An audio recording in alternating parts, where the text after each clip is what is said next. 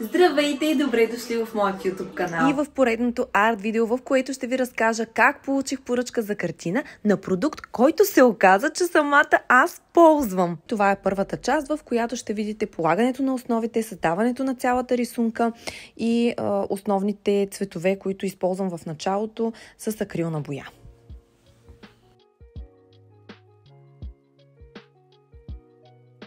С мен се свърза мъж, който обясни, че иска да направи подарък за негов приятел, който наскоро е създал своя марка парфюм.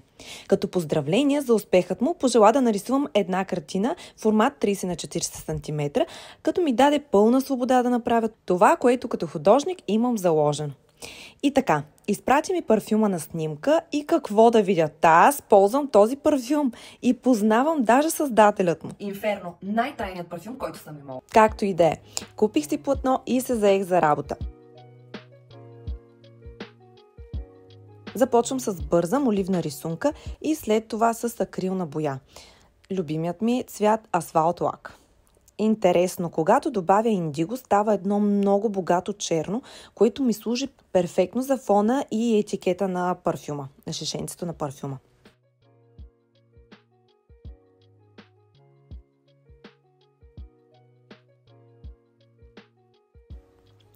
С тези прави линии трябва да се работи доста прецизно, а аз като експресивна личност, честно казано, малко се изнервям. Продължавам с отблясъците и отраженията, които повечето хора си мислят, че се правят много трудно. Но истината е, че не е така. Просто рисувам това, което виждам, а обикновено металните предмети, гладки, с силен блясък, имат огледална или почти огледална повърхност. Просто следвам формата на предмета, като много рязко се вижда посоката на отраженията в него. Ако ви е полезно съдържанието, което споделям с вас, много ще съм ви благодарна да се абонирате за каналът ми за още подобно съдържание. Ако имате въпроси, не се колебайте да пишете под това видео, за да ви отговоря.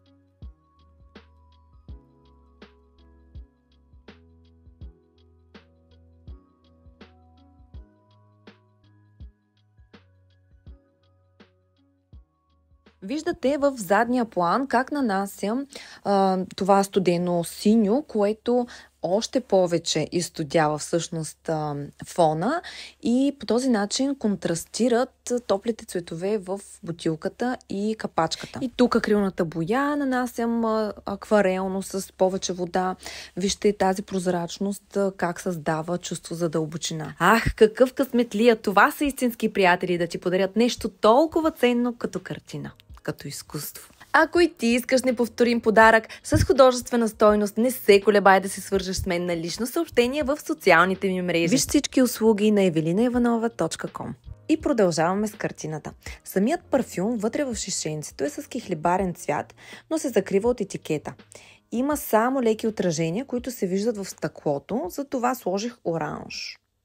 Добавих светло синьо, за да контрастира, получавайки се страхотна комбинация на топло и студено. Купих си универсални контури, с които направих линиите и надписите, доколкото се виждат. Все пак това е живопис, а не фотография, затова трябва да има някаква динамика. Сега за короната. Маслените бои съхнат доста бавно, особено когато има наслояване, както сега ще видите в случая с короната. Нямах никаква идея за крайният резултат, просто действах с дълбоко чувство на радост от самия факт, че рисувам, че творя. И това е най-сигурният начин, че съм на прав път. Вие съгласни ли сте? Напишете в коментарите. Тази корона я направих за 2 дни, защото ползвах ленено масло за лъскав резултат. Много бавно съхне, особено като наслоих цветовете. Добре, че клиентът не бързаше. За максимално бляскав резултат реших да използвам варак на листчета. Доста е прецизно лепенето тук, но накрая се получи по-добре, отколкото очаквах.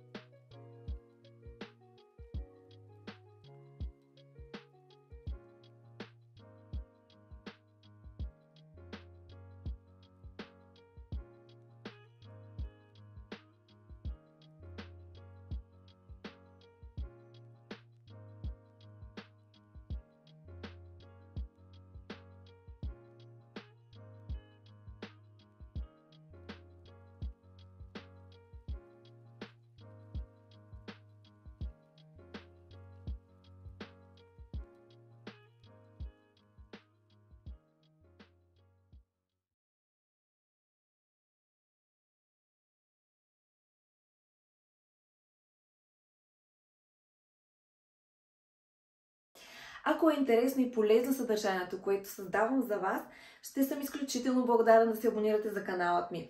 А ако имате някакви въпроси, не се колебайте да ги оставите под това видео. Залепих последното листче варак, подписвам се и ето го и крайният резултат. Напиши ми в коментар как ти се струва. За тези от вас, които още не са се досетили, предстои следващо видео с портрет на създателя на марката на парфюма. Ако и ти желаеш да направиш неповторим подарък, пиши ми на лично съобщение в социалните мрежи, които ще намериш под това видео. До скоро!